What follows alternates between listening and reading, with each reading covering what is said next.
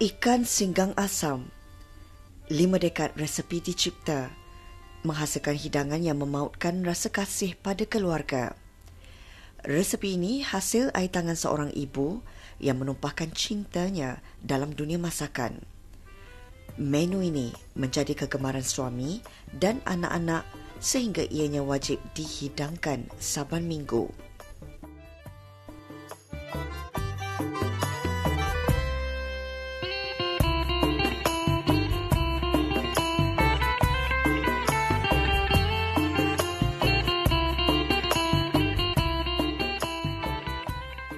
Cerita ini mengangkat seorang insan yang menemukan setiap ramuan warisan keluarga menjadi karya resepi kemenangan dunia.